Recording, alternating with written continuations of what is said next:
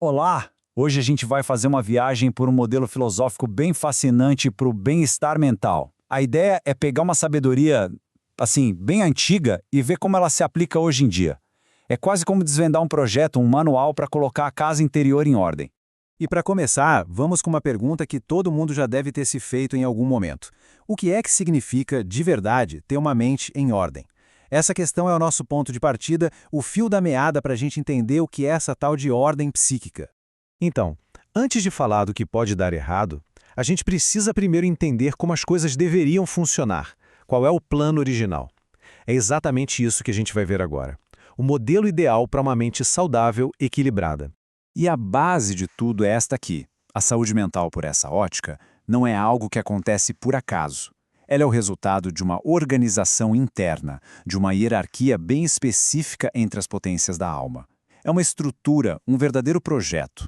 E olha que interessante como essa ordem funciona. Pensa numa pirâmide, sabe? Lá no topo está um intelecto, que é a nossa capacidade de entender o mundo como ele é. É ele quem deve guiar a vontade, que por sua vez faz as escolhas. E lá na base, os nossos sentimentos, nossas paixões, devem seguir o que a vontade decidiu. Quando essa engrenagem roda direitinho, a gente tem equilíbrio. Certo, esse é o cenário ideal. Mas e quando essa estrutura toda desanda? O que acontece quando esse projeto é bagunçado? É agora que a gente entra na parte em que a ordem se perde e os problemas começam a aparecer. E aqui vem uma afirmação que, olha, é bem provocadora e vem direto das fontes. A alma em si não fica doente. Eu sei, pode parecer meio contraintuitivo à primeira vista, mas calma que tem uma explicação bem interessante para isso. Então, como é que a alma sofre? A resposta está nesse conceito aqui, doença per accidens. A alma não adoece na sua essência, mas digamos por tabela.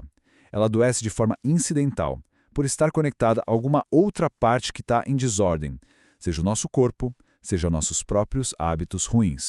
E o que pode causar essa bagunça toda? As fontes listam algumas causas principais.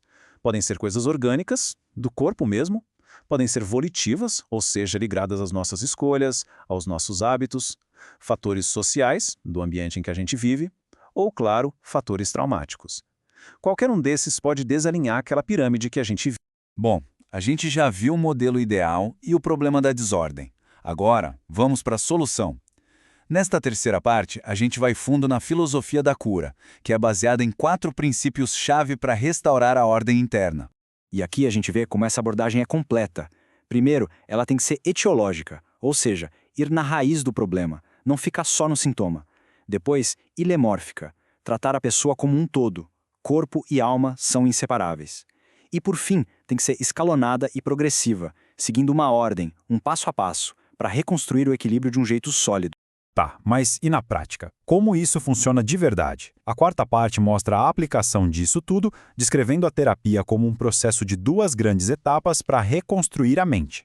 O caminho da terapia aqui começa de baixo para cima na nossa pirâmide. O primeiro passo é fortalecer a vontade, ou seja, ganhar mais autocontrole, construindo hábitos melhores. Só depois que esse domínio é reconquistado é que se parte para o segundo passo, iluminar o intelecto. E o que quer dizer iluminar o intelecto? Não é nada abstrato, viu? É algo bem concreto. Significa corrigir aqueles pensamentos automáticos errados, sabe? Desfazer julgamentos falsos, conclusões que a gente tira rápido demais. É um realinhamento cognitivo que busca enxergar a realidade como ela é e encontrar um propósito maior, que vá além de uma visão egocêntrica que muitas vezes é a raiz do problema. E isso tudo nos traz para a nossa última sessão. Afinal, como é que essa filosofia tão antiga se encaixa no mundo de hoje? Vamos dar uma olhada no seu princípio central e ver como ele conversa com as terapias mais modernas. Para mim, essa frase resume a alma de toda essa abordagem. Ela é um lembrete poderoso de que não existe receita de bolo. O tratamento não pode ser uma fórmula engessada. Ele precisa ser totalmente personalizado, feito sob medida para a situação única de cada pessoa. E essa ideia de corrigir pensamentos para mudar o comportamento só familiar, não soa? Pois é, olha só que paralelo fascinante. Essa ênfase em corrigir julgamentos errados ecoa muitos princípios de terapia super modernas e eficazes, como a terapia cognitivo-comportamental, a famosa TCC. É muito importante dizer que esse campo ainda está em plena evolução.